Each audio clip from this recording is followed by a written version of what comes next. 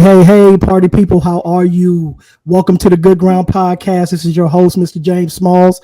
For those that don't know, if it's your first time tuning in, Good Ground is a platform that's dedicated to uplift, inspire, and motivate listeners to till and cultivate spiritual growth and personal development. I can't tell you how elated we are today to be on episode 2 and to be talking to family pretty much, man. I want to introduce you guys, family, to Ashley and Tristan Thomas. Ashley and Tristan have been married sometime now for about 10 years. They're almost an unlikely pair. She hails from Tennessee. He's from Arkansas. But it's all Southern bread. All right. Their paths crossed while they were serving in the high school ministry at their local church here in Atlanta, Georgia. Her family moved to Atlanta when she was 5. His family moved to Atlanta right before high school. When they met, Ashley was in her last year at Georgia Tech. Go ahead now. And Tristan was settling into life after football, where he played at the University of Memphis. They were fast friends and roughly married 2 years after they met. In their 10 years of wedded bliss, they've supported each other through grad school, journeyed through infertility, tough pregnancies, experienced the joys of parenthood, and are currently holding each other up in grief after they pick up the pieces after tragedy. Guys, welcome to Good Ground, Ashley and Tristan Thomas. What's up, family? What's up? Thanks for having us. Excited to be here. Really excited about everything that you're doing with Good Ground, and just fortunate to be a part of it. So thank you for having us. I appreciate that, man. I appreciate that. This is special for me because not only do I admire what you guys have been going through, what you've been doing, but I know you personally. So I know the work that you've done. I know that everything that you've gone through here lately, even the things before what we're going to talk about today, has been nothing short of amazing. And I wanted to be able to tell your story in a way. I wanted you to be able to tell your story, and for you to be able to, bless somebody with, just some wisdom about what you guys have endured, as it's blessed me. I remember talking to Tristan on many occasions because he and I grew up together. So we literally know each other. That's my family. Just some of the things he would tell me just on those random calls, I'd be like, what? What do you mean? I just couldn't believe some of the things that he would tell me. I just, some of the times I just wanted to stop and, hey man, let's pray right now. Let's go on a 12-minute fast. Let's start right now. We need to do this. But even with things that have been going on during the pandemic, the one thing that has been constant during, I would say 2020, and a lot of people try to throw 2020 away, but what a lot of people experienced in 2020 was loss, right? Whether it was loss of a family member, job, stability, spouses, whatever it was, there was a lot of it around us in the year 2020. And I mean, it almost became to the point where we got used to losing. You know what I mean? So many people would just be like, oh, let's throw 2020 away. Let's start over. But it was so much going on. And I know that you guys have your own story regarding that. So what I want to do is I want to talk about, what we're going to talk about today is grief. It's a seed, but it's a seed that most people really don't like to talk about. If we could get past that part, we'd be good, right? But you guys experience as a couple and as a family, something really traumatic. Mm-hmm. And if I could start just from my part, I remember how it all started because we were all together the day before. Mm-hmm. I don't know if you remember. It was your daughter's birthday. It was. We were all at this place in Atlanta having fun and laughing and just being merry, just having a good time, all together. And then Tristan calls me the next day and I'm like, whoa, you gotta be kidding me, man. You got to be kidding me. So I'm going to let you tell your story. I don't want to tell it. I don't want to miss anything. I want you to tell the listeners, tell them about what happened after that birthday party. Sure. So I'm the oldest of 3 siblings. I have a younger brother who's 5 years younger than me. He had been living abroad, actually traveling, and working abroad for about 3 years. He had taught in Beijing, China. He had taught in the Czech Republic. And then most recently, he had been teaching in Malaysia. So during that 3-year time frame, he had basically really come into himself. He had traveled over 30 countries within that 3-year time frame, had started a business where he was sponsoring group travel opportunities for young adults and young professionals, and was just really, honestly, hashtag living his best life. I and Tristan knew that he was coming home to surprise my mom for Mother's Day and also my daughter for her 3rd birthday. And he also had some big news. He was planning to come back and actually live in Atlanta and stop teaching abroad so that he could make traveling really his primary occupation. Wow. So anyway, long story very short, my aunt's birthday is the day before my daughter's. So Friday night, he comes in town and he surprises the whole fam at a birthday dinner that was supposed to be a surprise birthday dinner for my aunt. On Saturday, James, of course, you were with us when we celebrated my daughter's birthday. And then Mother's Day, we wake up to a knock at the door. It's the police department and the fire department. There's been a terrible accident, and they actually thought it was my dad who was in the accident because my brother was in my dad's car, and the car was registered, obviously, to my dad. Little did we know that our whole world was basically going to turn upside down that Mother's Day morning. But it was Mother's Day 2019 when my brother passed away. And it was literally something out of a movie. I saw him the night before and then I never saw him again. So, in addition to just coping with and navigating what it meant to lose him, you compound that with, not having all of the traditional aspects of the grieving or coping closure experience. We didn't have a traditional funeral. He wouldn't have wanted that anyway, to be clear, but we didn't have a traditional funeral. We didn't, get to bury the body, do the wake, as usually is traditional in those situations. And so we were left just honestly trying to figure out what happened. And then even beyond that, trying to pick up the pieces with, just the highs and lows of that weekend, going from, oh, he's back and he's here to stay, to no, literally he's gone and he's never coming back. So yeah, that was what happened. And it's been a rough road ever since. Yeah. I remember getting the call. And I couldn't believe it. I couldn't believe it. Thinking about how, even how the Bible talks about our life being a vapor. I couldn't even fathom what you were going through, what you were feeling. When I talked to Tristan was extremely strong, and I would have understood if he wasn't. You know what I mean? And he was just like, man, I'm just letting you know, keep us in prayer. We're still trying to, get information. And just thinking about you, like you said, you saw him, he was there, and then he wasn't. What's going through your heart? What's going through your mind trying to figure this thing out? What was the first thought that you had? Because I know that you both have a really awesome relationship with God. You know what I mean? You love Jesus. He's the center of your life. What was the first thought? What was it? Like what was that? Okay. Was it, okay, I have faith that this is going to be fine, I'm okay? Or did it just set in immediately?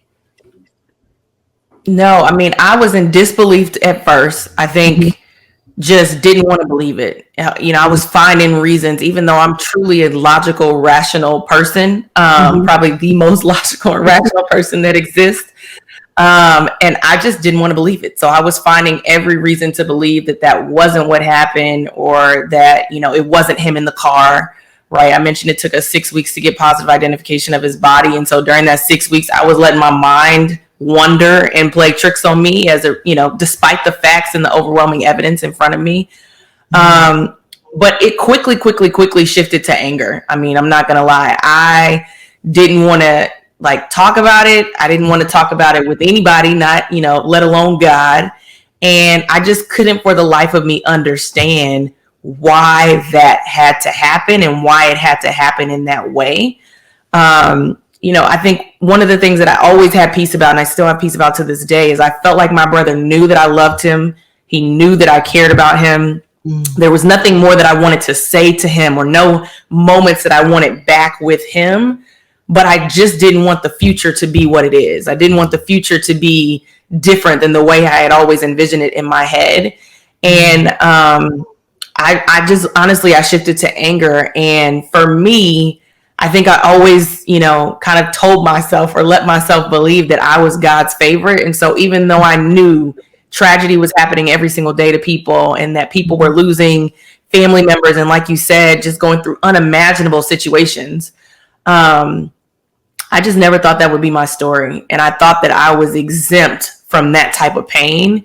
And it wasn't until I came face to face with the reality of what God had for his life, but not just for his life, what God had for my own life, and having to carry that type of burden. It was just more than I was willing to face and really begin to cope with and acknowledge initially, for sure. That's amazing. And you said that the burden, you talked about the burden of carrying that thing. Tristan, jump into this, man. What was it like? I mean, having to, because of course, Ashley's your wife, you know what I mean? And you want to be there for at any cost, but this is different. You know what I mean? This is actual loss. We're not, there's no coming back from it. It's for keeps, how did you manage to remain, first of all, strong? Because like I said, that was the first thing that came off to me when I got the call. I was like, man, you strong, a pillar. And I know you've probably had your weak moments, man, but talk about your process even at the beginning of this thing, man. Well, when it first happened, I was just like Ashley. I was in complete disbelief. And as a matter of fact, if I'm honest, I probably was in disbelief for probably about a year. Like every time I would think about said or talk to someone about them, I would say, man, I still just can't believe it. Like when I would sit still in those moments, I'm like, I'm just in disbelief, I spoke at this service, and one of the things I said in my closing was, I envision him on a voyage or something of that nature, since he was a traveler, he's just on another boat. And I literally had that in my mind, like he's out traveling somewhere, he's out enjoying himself. And it hit me like, I know this isn't real though, like I was really stuck in that place. But in the midst of having to deal with it, every time I spoke to someone, everyone said the same thing, like, hey man, you sounding pretty strong, how are you doing? And I kept saying to myself, like, it's not about me, right? Like I got my wife, my mother-in-law, sister-in-law, and all them who their relationship is light years beyond what mine was said. Had a great relationship with my brother-in-law, but of course they spent more years with him than I had to cultivate their relationship. So I knew it was bigger than me. And as a husband, I felt it was my responsibility to support my wife the best that I knew how. And if I'm being honest, I didn't know how. Yeah. Right? Man, I knew she was in pain. Yeah. I knew she was in pain, and I'm trying to, balance, do two things, not just support her, but shelter our kids somewhat, right? Because it's all just like it impacted us. It's impacted them too. They know Uncle Sed was just there the day before celebrating Ava's birthday, and now everyone is at Grandma and Grandpa's house crying, like, what's going on? They're not understanding like this process, and this was for us. I think it was Ava was 3. So this is the first time where we could actually talk to her about death. Then whether or not she truly rationalized, understood it, this is our time where we had death in the family and we were able to talk to her about it. And it was like, we have to have this conversation some way or another. So I'm trying to, shelter her from the details because she's a very inquisitive young little girl, and she wants to know. She's going to ask questions. So I'm trying to shelter her so she doesn't know too much, so it's not damaging, as a parent, just trying to protect her, but also at the same time trying to support Ashley through the process. And if I'm being honest, I was trying to protect her as well because I didn't know what was to come, right? Yeah. We all got to the point where we're holding on hope and hoping that, maybe, as we waited for the body to be identified, even if it was just, it doesn't take much for hope, right? It was just a 0.1%, and we're like, that's enough. Yeah. Anything can come from that. And, I really, for me, man, I was lost. I mean, if I'm just being transparent, I was lost. I didn't know. I was strong because I had to be strong. I was strong because it was my duty to be strong. And I didn't want to let my wife down, but I also did not feel as though that there was anything. I came to a place where I didn't feel like there was anything that I could do and or say that could really help her in that time, no comfort, come provide any comfort. I would tell her, sweet things to try to, brighten the day. But as she said, she was in a dark place. She was in a dark place, and it's taking work to navigate, around and through that place. Not that it's done. The process isn't done, but she's definitely made great strides to date to get here, man. I remember, and then I'll pass it back to Ashley. I remember last January. This is when I finally broke down. So that was, what was it? 7 months removed. Yep. I was sitting and listening to a song. I can't remember the artist's name, Christian artist out of Nashville. I can't remember his name. He lost his son in the previous year in November. So he had wrote a song about him, and I'm sitting there listening to the song, and it just dropped that day. And man, I sent it to the family, and immediately after I sent it to the family, I literally just broke down crying. I mean, like uncontrollably. And I'm texting Ashley, like, I can't stop crying. I can't, like, no matter what I'm doing, like, I'm in the playroom with the kids, and they're looking like, Daddy, what's wrong? What's wrong? Hand on my back. And I could not stop. And it's because I had held in so much, to your point, trying my best to be strong for the family. And I hadn't even dealt with me at all. That was my moment. Yeah. Yeah. That's an awesome place, man, right there. Not an awesome place, literally, but because a lot of times, man, we're taught, this person's in a better place. They're with Jesus, and people almost expect you to be robotic. You know what I mean? Like, and that's Jesus even cried when Lazarus died. He had a moment. You know what I mean? Like what the Bible says, he wept. He literally cried, y'all, and for some reason we're expected to be we're expected to get over things quickly, and here you are. And if I could just put it in context for people who don't know you, right? Okay. We're dealing with before 2019, trouble having a baby, right? If you don't mind me telling that, right? Trouble having a baby. Ashley's health. Right? Ashley's health. 19 comes this tragedy. And then we're smack dab in the middle of a pandemic. In the midst of it. And this could have been a season that really, really, man, you could have lost your mind. I mean, you hear people say it all the time. I could have literally. I definitely did for a minute, hot minute. I lost it. And took me a minute to find it, but I definitely lost it for sure. Describe what that was. Told her. Huh? I told her one day. I said, honestly, she was angry, man, and it was being displaced on the kids and I felt, right. Like I was hearing interactions with Ava, and I felt like she was, snapping on her for no reason, or you can feel when love is in the air, right? Especially when it's something that you're used to. Absolutely. And I didn't feel the love in our house, but I knew I was being intentional about love. But I also, as a parent, was sitting back and observing it and watching the interactions with the kids.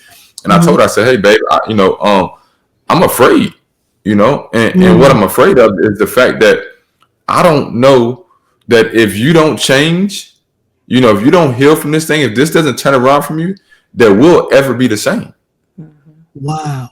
And I'm not saying like just be good, but I'm talking about us being in a fruitful place, because she was literally like her inability to come out of anger was literally spilling over into the household, and she wasn't trying to, and she knew it. We talked about it, and she admitted, she's like, I see it.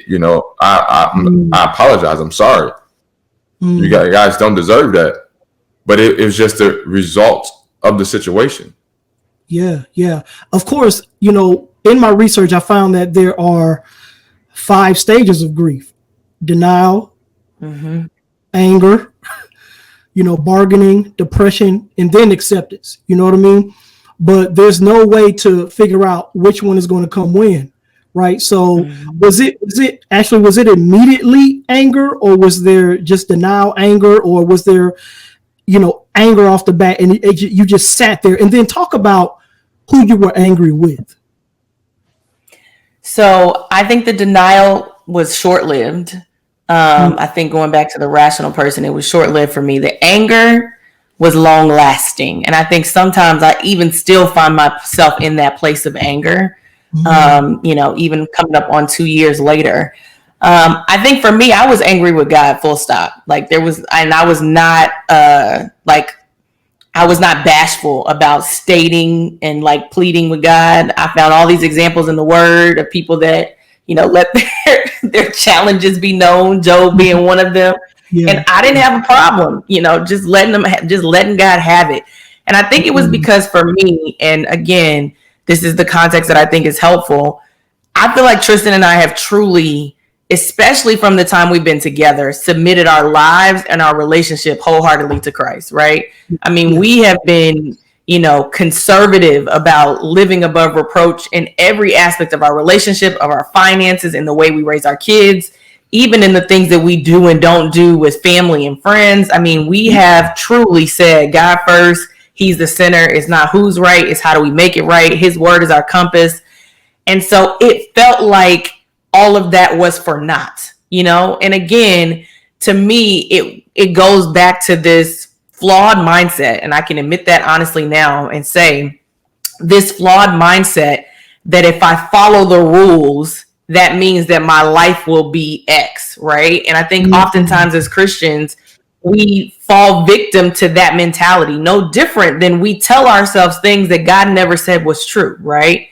Like parents should outlive their children. Like, who said that? Where does it say that in the Word, that a parent should never bury their child? But we accept and allow ourselves to be indoctrinated by all of these societal perceptions of what life is supposed to be like, what it means to be a good person, what happens when you're a good person, etc.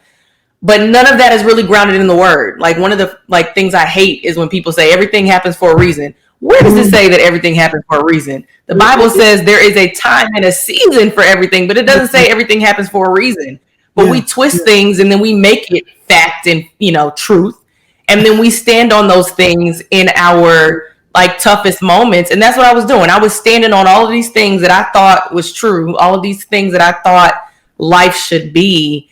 And when on that day, on Mother's Day 2019, all of that for me was shattered completely. And then I was trying to pick up the pieces of the dust to make sense of it so that I could move forward. And I was so angry that I felt like I had gotten God wrong. I was wrong about you. That was my frustration. I was wrong about you. I was wrong about my relationship with you. And because of that, I just couldn't move from that place for a very long time. That is a powerful statement. The fact that we feel like we've gotten God wrong, because one of the things you said that just, a bunch of little sayings that we grew up hearing, pretty much that aren't grounded in the Word of God. The Bible doesn't say that this won't happen. It says that, and all things work together for the good of them that love the Lord. Now they're called according to His purpose, right? But in that all things, it doesn't tell you what those things are. It could be anything. It could be anything. And one thing that I'm realizing about God, because in 2020, 2019, excuse me. I lost somebody very close to me, a mentor. Meant a lot to me. I mean, growing up and even now, I still miss him dearly. I mean, all the time. And when he passed, I couldn't really wrap my mind around it. I tried to, compartmentalize and say, you know what? I know he's with the Lord. I know he's in heaven. He lived a life according. But it was just one thing I just could not. I didn't understand it for a very, very, very long time. And I remember somebody saying something to me, and it was just in normal conversation. And they were just saying, James, they said, God is sovereign. And I was like, man, well, okay, whatever. You know what I mean? It's like, God is sovereign. And they said, when you break that down, that means that he can do whatever he wants to do. And you got to trust him. Absolutely. And I said, oh, man. And that was hard for me to swallow, But the fact that you said, I felt like I got God wrong. Ashley, please dive into that a little bit more for me. That's a powerful statement. Yeah. So I think for me, again, and part of this is kind of rooted in my relationship with Christ and my testimony of how I came to Jesus. But, in high school, I turned to God because I felt like I was misunderstood. It didn't have anything to do with being, bullied or teased or not having a great life, because I definitely had a great life. I had a great group of friends. I was playing basketball, popular, you name it. But I still never really felt understood. And I always felt like I was a little different. I was that nonconformist in the group, compared to a lot of the people that I was connected to. And so for me, I found solace in being able to really be my true authentic self with God, and in being able to share things that I felt like I couldn't share transparently with anyone else. And so my relationship with God started then, and I really, really, really cultivated that relationship, not so much around religion, right? And I honestly hate religion, but all around just this personal relationship with God. And so for me, God, I had so many examples of God's faithfulness. If it wasn't for the Lord in X situation, I know I asked him, show me it this way, right? And it would happen, right? And so I got into this, I think, pattern of behavior where I felt like I was God's favorite. All I had to do was sick the angels and everything was going to be all right. And, I had, grown and cultivated this relationship with God where I had proven that obedience was better than sacrifice in my own life, and had gotten to a place where I felt like things didn't always have to go my way. You mentioned we had a rough pregnancy twice. We struggled to get pregnant twice. We dealt with financial issues. So it wasn't even about everything going my way, but it was about being able to see God's footprints in the sand along the way and understanding what he was doing to strengthen us, to build us, and that type of thing.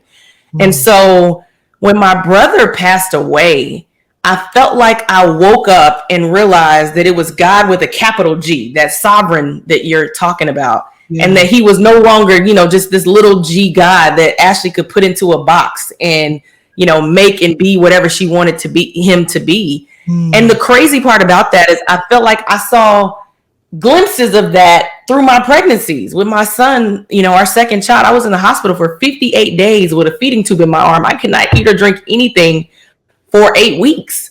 And I pleaded with God, like, please, I just want to eat, please. And it wasn't even about make the baby okay. I just want to be okay myself. I wasn't until he was ready for me to be okay. And then, and with my son, I was throwing up till 32 weeks out of 40 weeks in a pregnancy. And so, I had seen glimpses of this when God says this is type of thing, but I still allowed myself to compartmentalize that he was something. And later, I think through my brother's death and through grief, I realized that he's much bigger than that. His ways are not our ways, and we do not have the ability to truly comprehend and understand God in his full grandeur. And I think just recognizing that he is not, I can be a friend of God, but he is not my friend, if you follow what I'm saying. You know what I mean? Like, we are not peers, right? Like, we didn't graduate with the same credentials. Like, God is bigger than that. And being able to truly recognize that is why you raise your hands and you submit to God. That is why you come to the throne, right? And you bring things like, because he is literally bigger. And I think I had for so long allowed myself to believe that I had figured him out to be almost like we were on the same level. And through grief, I realized that was totally and completely wrong. Wow. Would you say that this was God's way of getting you to that place? I know it sounds like a weird question. But the Bible talks about the foolish things confound the wise. In a way, how did this help your relationship with God? You talked about, the anger, and man, I blame God, but it was funny that you could blame him, you could be mad at him, and then you can lean on him at the same time, right? Like he's big enough to handle it. How did it help fix your relationship with God? So if I take the first part of your question, I don't know that I would say that this was God's way of getting me to that place, but I do believe it was the only way I was going to have that revelation. Like there's no other circumstance that would have made me fall flat on my face than something earth-shattering like what we've gone through. That said, I think I knew, at the time, and Tristan can attest to this, I didn't want to hear it. I didn't want to have anything to do with God initially. I was questioning whether, all the way down to, is there really a God? Because why would a God allow, certain things to happen? So I was questioning my faith initially. But I think what I realized once I got to the end of myself, that I didn't have anywhere else to turn, that it was, God was the same that he was yesterday, today, and forever in every other situation where he had been there. Right. And I, my own limited understanding wasn't getting me through the situation. The 2 grief counselors that I had initially wasn't helping me get through the situation. It wasn't the gospel music that, was usually, would revive my spirit. None of that was getting me through the situation. Like I literally didn't have anywhere else to turn. And it honestly was that conversation that Tristan referenced where I think he had allowed me to be in my own space up until that point where it was like, whatever you need, however you need, you got what you need type of thing. But it wasn't until that moment where he kind of checked me without trying to truly be, stern about it. But he kind of checked where I was and specifically how it was impacting our household, that I realized that if I didn't want that to be true, that I had to do something different. And I don't think I believed that it was going to be different, like that I was going to be anything close to what I was before. But I knew that for his sake and for the kids' sake, that I had to be willing to try something different. And, as I combed and thought about what that was, it was like, man, I'm going to have to start tiptoeing my way back towards God. Because I felt like if nothing else, and people say this, Philippians 4:13 all the time, I can do all things, in Christ. But the key there is that you can't do those things unless you are in Christ. And I got to the point where I recognized and I realized, and I literally could attest to the fact that I had tried doing it all without him. And that my only hope for something different was to at least give grief a try with him. And that was the first step in that direction. That's good. So there was a time you tried to do the grief without him, and then you had to bring him back into the grieving process so that he can truly start the healing process, right? You talked about something very key. In these times, it's really important, of course, for us to have God, but for us to physically have someone to lean on, right? And that guy, that fella sitting to your, it looks like it's my left, but you're right. Talk about the importance of what it meant to have that dude by your side. Not any dude, that dude. because people feed on vulnerable people, if that makes sense, right? So you could have had a random come and say, "Oh, Ashley, I heard, such and such happened, girl. I'm here for you, girl. Anything you need, But it was important to have who God ordained for you to have in your life. Talk about the importance of having Tristan in the process. Yeah, so I think two things are true for sure, full stop. The first is that Tristan truly gave me the space to work on me and to deal with me. I never had you could think about all the things that suffered in our relationship, especially I would say in that first 6 to 12 months after after my brother's accident. And and all of it suffered in our relationship. And I never once felt like I had to figure out how to suck it up, suffer through it, put on a face, do anything other than what I needed to do for myself. He truly gave me the space to do that. And I commend him for that. I celebrate the fact that I never felt that pressure from him. I never felt the pressure to be more than what I felt capable of being to him, for him. When I wanted to take time off of work and it was, potentially without pay, it was never like, how are we going to figure this out, in our household where, obviously we depend on both of our income. He just was, whatever you need. And I knew truly that was coming from a genuine place, and that, that it took a lot of courage for him to say, I'm going to stand firm and trust that this is what's best for you. And if it's what's best for you, it's what's best for the whole. So I think full stop, just giving me the space to work on me and deal with me in whatever capacity I needed to do. And I've seen him do that. And again, thinking about just the evolution to this point, I've seen him do that in 2 tough pregnancies, right? Where I was either sick, pregnant, or in the hospital for like a legit 12 months with both kids, full stop. Right. And I never had to, is he being loyal? Is he cheating? Is he, concerned, because I wasn't there. For all intents and purposes. And so just knowing that I had that confidence and that faith to really focus and dialing on me, even at the expense of our relationship, because everything is not 50-50 in marriage. And I think he proved that specifically during that time. But I think the second thing too is just having the humility to admit that I can't help you. You know what I mean? Like being able to say, like, babe, you need to talk to somebody else, or I would suggest things and he'd be like, yeah, you might need to try that, because I don't know. I have never lived this. I've never supported anybody through this. I've never been through something like this before. And I think, selfishly, initially, I was hoping that he was going to be the answer. And so he was going to help me figure it out. Right. I was trying to figure out almost rationalize my way through grief. And I thought that he was going to be the same thought partner that he's been in every other aspect of our relationship.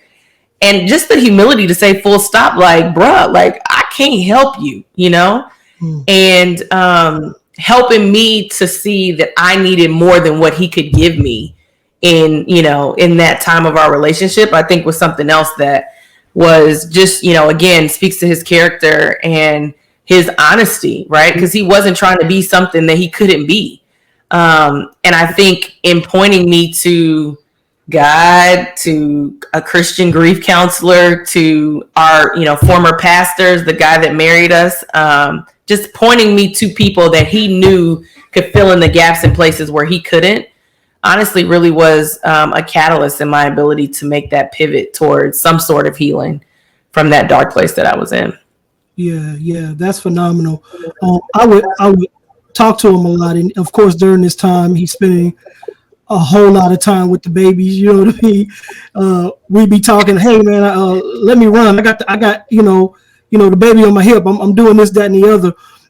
Man, Tristan, talk about the love, the being the priest in the the Christ of your home, and filling in those gaps. Were there ever days where you felt like, well, God, what about me? You know what I mean? I know this is hitting her in a way that's I probably can't even relate to. Mm-hmm. I still need you too, right? and I got to balance this stuff, right? Talk about that balancing act, man, and what it took you to get through that and get to the place we are today. Hey man, it was tough, man. It was definitely a challenge, man, of my character. It was definitely a challenge of my faith. It's one of those things where I knew, right? Like I needed to be stronger, but I was also exhausted. You know what I'm saying? That being said, I'm like, Ashley doesn't have at the surface, she didn't have any faith anymore, right? Like she was faithless at that point, and I'm like, okay, what can I do? What do I need to do? And I'm like, if I lose myself in this process, then our family is sacrificed. Wow. And that, with that in mind, I'm like, I can't do it, right? Like, and when you talk about being strong and fighting and putting your family on your back, being a priest, like that's what I'm like, without a doubt, without question, this is what I have to do. I'm gonna keep pushing. Every day she says that she doesn't feel like it. When she's disappointed, I'm gonna try a little more. I'm gonna let back a little bit to give her some room. Press again. Just keep trying things. Even if I'm being even more transparent for us, right? When we had the kids, we had just switched churches. When we moved back from Chicago, we really want to expanded our view of what church was, right, and how we fellowshipped and how we grew, set ourselves up for spiritual growth. So because of that, we sought after a new church home. We found one, and the thing with us finding one was, as we went through the pregnancies, it was at the same time, so we didn't get to connect well with the body, and that being said, like we hadn't developed a community within the church yet, right? So we had, like, I got a cousin who attends the church as well, but we just didn't know anyone. Like we didn't have anyone like we did at our old church to connect with. So during this time, I'm really like, man, this is really different. Like typically, at least we'll have a routine where we're going to church Sunday, Wednesday, and so forth, serving. But we weren't in that place. We were, to compound the situation, we were in a different place in our church life, if that makes sense. Where Sundays, many times maybe us watching virtually like it is right now during the pandemic, right? And that being said, like it's easy to not turn on the TV, when you're going through something, right? It's easy to not look at your phone and stream the service. It's a lot tougher when you notice you're committed to going to a place, right? And we weren't in that place. So it made it easier, I think, as a whole to pull away. And in my mind, I'm like, I have to be intentional about connecting. So I literally went, I put in my earbuds. I knew Ashley did not want to hear it. She didn't want to hear anything relative to church. She didn't want to go to a church. She didn't want to see a church. So I put in my earbuds and I'll listen to church. I'll try to get my word. I'll go later in the day, once everyone is sleeping. I'll try to do a little studying of the word. Some nuggets that I may have, caught on to while I was listening to the service, but I didn't have time to dive in because I didn't have my partner to spitball with. What you think about this, baby? How did this resonate with you today? Yeah. So it was tough, man. It was tough, but it was something that I thank God for, man, because you have to go through the wilderness sometimes, right?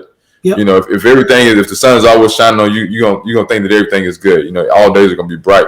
No, man, there are dark days. You have to figure out, how am I really built? How strong is my muscle? And that's when I start really conditioning myself for greater things in life, man. Not just that time, but for bigger challenges and things we're gonna face, which are gonna be small in comparison when we come up to them now. And even more so, I knew that once the time my wife got back on track, we were going to be bigger and better than ever. And now I thank God that, like I said, with help of others, from grief counselors and so forth, and just people like yourself praying for our family and keeping us in their thoughts daily, we're on a better track. We're in a better place. Absolutely. You said something that's really amazing. You talked about the wilderness, and one thing that I realize about a wilderness experience is when you come out of it, you realize you come out of it with what you didn't need. You know what I mean? Like when you come out of it better, because now you're free of what you don't even need. You know what I'm saying? Right. But in this wilderness, you solidified and you confirmed what you did need, which was each other. You know what I mean? This could not happen without you guys being who you are to each other. it had to happen this way Right. so that you guys could be who you are to each other. You know what I mean? Yeah. And man, first and foremost, I salute and commend you, man, for picking up those pieces, for helping. Of course, man, you know that you guys were always in our prayers. Our family was always praying and lifting you up in prayer. And we want to ask you, how has it strengthened your relationship? How has going through this experience, not the tragedy, the experience, how has it strengthened you guys? You want it? You want me to? Go ahead. Man, I think, we been through a lot, as we said, right? So it's not necessarily the tragedy or the hard times, but I think it really forced us to reevaluate like what things matter, right? Mm-hmm. And how much like the small things matter, like spending time together, date night. I mean, let me tell you this, man. We sacrifice tonight. Today is our date night. We sacrifice the night to spend time with you. Hey, man, I appreciate that. You know what? Hey, next time we'll babysit the kids. What's up? I got you, bro. You know what I'm saying? Really, man, I appreciate that, man. That's it. But it allowed us to identify those little things, like get back to what made us us before all of the hard, before the tough times, before all that came about. Like, the small things, like, hey, man, we got to date each other more. We got to make sure we spend time to understand each other. We got to make sure that we just love on each other, right? Because I mean, the reality, even if you consider the tragedy, is that life is not promised to us, and we talking about next year. It's not promised to us the next minute, right? Like we have so much hope that we'll live and we'll be healthy and we'll see our kids and grandkids and so on, but none of that is promised to us. There's a day and time, and we don't know when that is. Yes. So what we learned most is just, love and love intentionally. That's what I used to always say coming out of it, babe, we got to love and we have to love intentionally. I think the biggest thing is just, you can't go through an experience like that and spend your time the same way. And I think that's, basically what Tristan's saying. And I say this all the time, and sometimes it's a fault. It's actually not something to praise. Tristan and I are really, really, really good teammates, right? Like we do whatever it takes to hold down Team Thomas. And sometimes that means that we are ships passing in the night, right? He goes to work in the afternoon. I'm at work in the morning. He got one kid, I got the other kid. Like we are, do whatever it takes for the sake of Team Thomas, so much so. And I think, in a good way, at the sacrifice of our relationship sometimes, right? Like, cause we trust, we have that confidence that, we are both faithful and loyal, that we understand that we're doing it for the greater good. We don't take it personal, but you recognize that to this point, the time is not promised to any of us. And so it's just, I think we came out of that experience really focused on how to be more intentional with life, period, not just with one another, but with our extended family and the people, friends included, that mean so much to us. And I think it started with us recognizing that we couldn't just continue to be ships passing in the night if we wanted to be comfortable and confident in just how we treated one another. So, yeah. My next question is for you, Ashley. Does it ever really go back to normal? Is there a normal? No. I think for me, I say this all the time. It's my handicap, like I feel like I've learned to live with somewhat of a broken heart, right? Mm-hmm. It changes you completely and forever. And nothing is ever the same. Every holiday is a reminder. The most random things happen and it's a reminder. Mm-hmm. Even when someone asks me about me being the oldest, in my head, I got two siblings, but I always think about the fact that, only one of them is still here. Right. So I was confused, like, should I say I have two siblings or one sibling?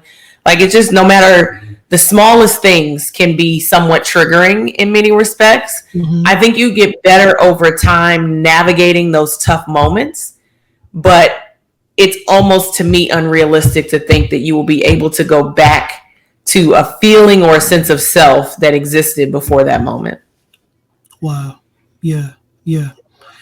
The Bible talks about, the, exchanges. He said he'll give the garment of praise for the of heaviness. But he also said that he'll give you beauty for ashes, right? Um, Mhm.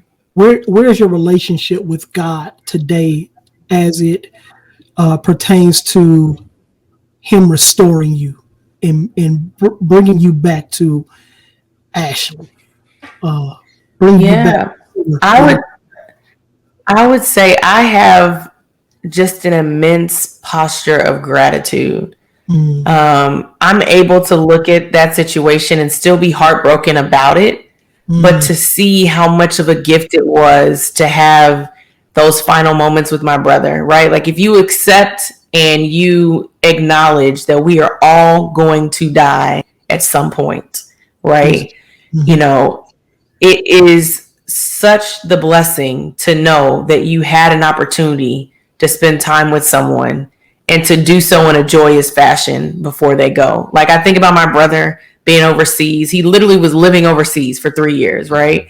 yeah, He could have passed away overseas. Like what nightmare that would have been for us trying to figure out where he was, trying to get his things and all of that from over there. He literally brought all his things back here because he was planning to be here, wow, and we got to spend that weekend with him. And so to think that as a part of his, not even knowing it, farewell tour mm, before going to be with the Father, that we got an opportunity to see him one final time. I yeah, can reflect back on that now and see that with gratitude. Very similar to someone that maybe dealing with a terminal illness, is in hospice, where they're able to take those final moments and really prepare for what is happening, and so mhm, are their loved ones. It doesn't take away the sting and the pain of what's happening, or the tragedy and the trauma of the loss, but I can look back with immense gratitude that God gave me that time, and I can see how I was prepared, even if I didn't feel prepared, to venture through that situation. And I think more than anything, I'm grateful, again, from a posture of gratitude, that I can look back on my time with my brother, on my relationship with my brother, and not have any regrets. I don't wish I had done, mm, at all. I'm very, very, very at peace with our relationship. And I just thank God that that's the case as well.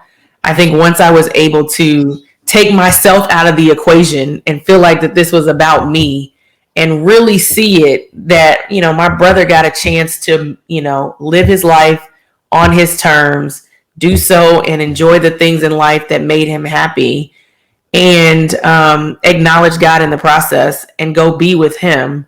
When I yeah, take myself out of that equation and recognize just his journey and what our family was able to be a part of in the process, it definitely has given me more peace than I ever thought was possible in that moment, for sure. that's awesome. That's awesome. Well, I wanna tell you how much I appreciate you for sharing your heart. I know this is sometimes not easy to do, not easy to talk about. Mm-hmm. There have been times, even like I said, uh, talking about some of my loved ones, where I'm like, yeah, let's move on. You know what I mean? Mm-hmm. But it was the series that you guys were doing leading up into, I think, your 10th wedding anniversary. Am I right? Where you guys Right, talked right. Mm-hmm. everything. I mean, just was so transparent, um, so helpful, that I said, you know what? I don't know anybody better to talk about this Thank you. subject with than my sister Ashley and my brother Tristan. I mean, you guys have really been an inspiration to a lot of people. I don't know if you know it, but to me personally, like I said, it helped me get through a lot of the not understanding. You know what I mean? Um, but one thing I want to definitely point out, is one thing I know about you guys is you guys are a tight knit group. Even if you look on Instagram or wherever you guys post, it's all about family, right? Mm-hmm. And when you talk family, you talk legacy. And the one thing that I love is that you guys are championing and you guys are promoting your brother's legacy. I got Mm. mail the other day. I love Awesome. right. So these are two books that this family has put together. Well, I'll let you talk about them. Talk about these books, Ashley. I don't know if you can see. Yeah, so we are on a mission to make sure that my brother's name, his legacy, his memory lives on forever. We are doing our best, doing our darnest to do him solid and make him proud. He was an educator. He loved to travel. And as I mentioned, he visited over 30 countries in 3 years. And so we have launched a children's book series inspired by his life and travels. Those are the first two books, Birthday Surprise and Happy Chuseok. Our hope is to do one book per country that he visited, and really just to celebrate both his adventures and also share them with other children who could use the inspiration to kind of step outside of themselves, to see life beyond themselves, and really experience the world through his adventures. And so in addition to the children's book series, we are also continuing a scholarship that he started before he passed away. He awarded the inaugural scholarship for African-American college students that are interested in studying abroad. In the 30 countries that he visited and the 3 countries that he taught in, he was truly taken aback about the fact that there were no black or brown people, or not very many black or brown people abroad, and wanted to do something about it. And so he did the first scholarship December 2018. Our family's done 2 rounds of scholarships since he passed away. And so between the scholarship and this children's book series, that's just our way of continuing his legacy and doing something that, you know, was near and dear to his heart. So thank you for sharing the books with everyone, and appreciate your support in purchasing a bundle. It means a lot to us. Tell everyone how they can find the book, how they can purchase the book. Absolutely. You can find the books at saidinthecityforever.com/books. That's said, CED, in the city forever.com/books. We're also on Instagram at said in the city forever. So thank you guys so much for supporting. It means a lot to us. And thank you, James, for the opportunity to share. Absolutely. You're not getting off that easy. Tell them how they can find you and Tristan. I told you as well, that I believe you guys have a ministry to help other married couples that are going through hard times, be it, trouble in their marriage, finances, infertility, grief, whatever it is. I believe you guys are meant to help other people. Tell them how they can find you guys. You guys can find us on Instagram at Thomas Family Official. I do believe, and you have heard me say this before very strongly, that we did not go through the things that we have gone through for nothing. So we hope that it will bless somebody. At least one person. Look, more than one person. It was too much of a struggle for it to just be one person. But we are so excited about the opportunity to just be a vessel. Yeah, you got one sit here. Absolutely. All right, man. So let's have some fun before we get out of here. Y'all ready? All right. We're gonna do either or, and then I'm gonna switch it up a little bit to ask some questions, but you guys have to be honest about the answer, right? So let's say, okay, we're ordering some wings. We got ranch or blue cheese with those wings. What's up? I'm ranch. I don't do either, but he does ranch. Okay, all right. You're watching a movie. What are we watching? A comedy, action, or romance? Comedy. I prefer comedy. Yeah. Comedy. Would you guys rather read or watch TV? Oh, watch TV. Actually, Georgia Tech and all this, you rather watch TV? Watch TV all day. I feel you. Phone call or FaceTime? Phone call or text message, actually. Right. All right, Thomas family, who's the better cook? Gonna say it. Me. No, what? You gonna lie to the people? Hold on. Wait, you gonna lie to the people? It depends on which meal we cooking. Okay. Are you gonna lie to Which people? meal we cooking? Are you really gonna lie to the people? I cook the best breakfast, hands down.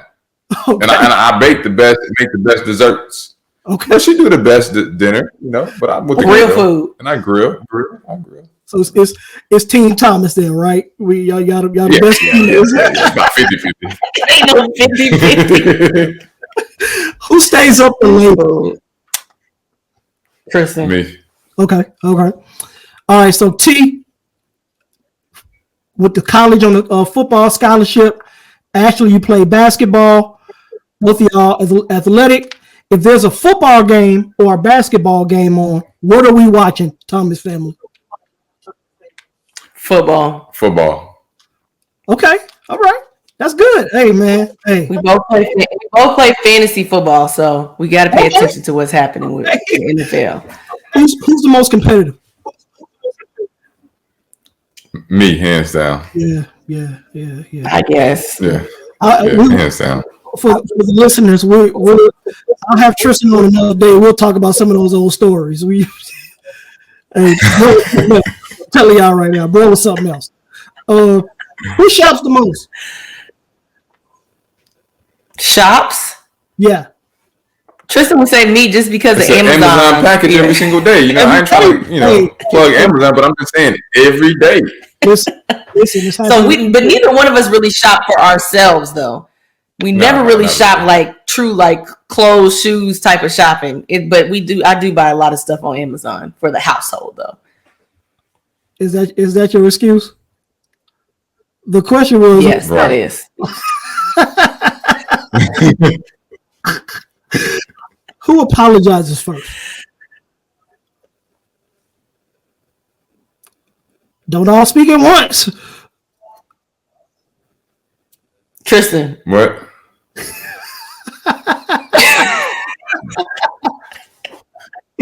What?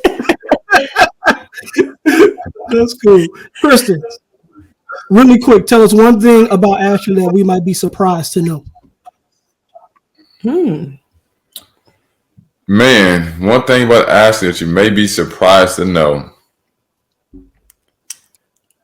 that she's a hard lover. And I say that in a sense that she's a very serious, focused business, hard-working person. Mm-hmm.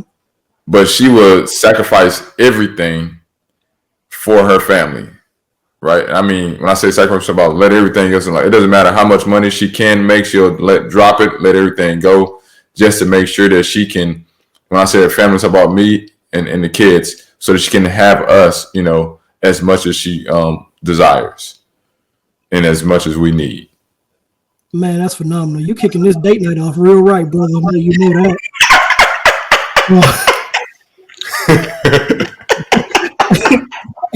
Ashley, I understand, y'all. Same question, Ashley. Tell us one thing. Same question. Yes. I would say, I think most people would be surprised that you're more introverted than you are extroverted. I think people think of Tristan as like the, especially in the family, like the life of the party, the person that's going to set everything off. And he does really thrive on energy, specifically like around the family. Mm-hmm. But I think in most instances, he actually prefers to be to himself and to like recharge by himself. Mm-hmm. And kind of has to amp himself up whenever he's going into social situations, specifically when it's not family. So I think people would be surprised to know that you are more of an introvert than an extrovert. That's good. That's good. That's good. That's good. Well, finally, we've come to the very end of our talk. I can't tell you guys how much joy I've got just having this conversation, talking to you guys. The last thing that we do is, of course, we're called Good Ground. So we want to put a seed in the ground. We want some words to grow by. And you just, either one of you, it doesn't matter who, you can tag team it. Just give us a minute. Just give us 1 minute and leave us and talk to somebody who went through or is going through the same things that you're going through. Give them some words to live by and grow by. Sure. And I'm happy to start. I think first and foremost, it is so important for you to give yourself space and time to really acknowledge the truth and the reality of whatever you're facing, whether that be grief and loss of an individual, someone that's near and dear to you, whether that be loss in other forms, James, like you mentioned.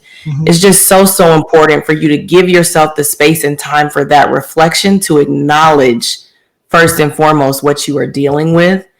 I think it's secondly most important that you build community and don't isolate yourself. In grief, especially when you're dealing with something traumatic, it's so easy to retreat, when in actuality, God built us for the community. And it's that community that can lift you up, hold you up, and really help you navigate the tough moments. And so resist the urge to retreat. And it doesn't have to be, 10 people. It can be 1 or 2 people, but really allow those 1 or 2 people in, so that you feel like you have an outlet and a place to share your honest and genuine feelings, regardless of what they may be, without judgment and without the need to package them in a way that doesn't scare those people. Because I'm telling you, in my deepest and darkest moments, I'm sure I made Tristan nervous as it related to just my own personal safety in some, instances. But have people in your corner that you really can share transparently with about how you feel. And then lastly, I would say, give God a chance. Give God a chance. I think, it's often tragic in trying situations that really have us questioning our faith, and really put us in a place where, we could really, you talk about good ground, we could become hard in our hearts as it relates to Christ, and really unable to connect with him. But I promise you that it's when you truly give God a chance and allow him to show you who he is in spite of what you're going through, that you actually will see your ability to move forward towards healing in whatever direction that is. And, of course, that could take any amount of time, but it's not until you're able to really allow God in that he can really water the soil in your heart that would allow you to then start moving forward. Because it's absolutely okay to feel like you're still standing still while everything else around you is moving forward. But God can help you start to move forward. And so it's important to give God a chance. And then know that this is unpredictable. There are ups and downs, highs and lows, sometimes cyclical. You take 2 steps forward and then you find yourself taking 3 steps back, and really angry that you are still in the same place that you were before. But trust God and keep community, and really be honest with yourself about where you are, because it's that honesty, the community, and true reliance on God to see you through that will point you in a direction towards healing in your own time.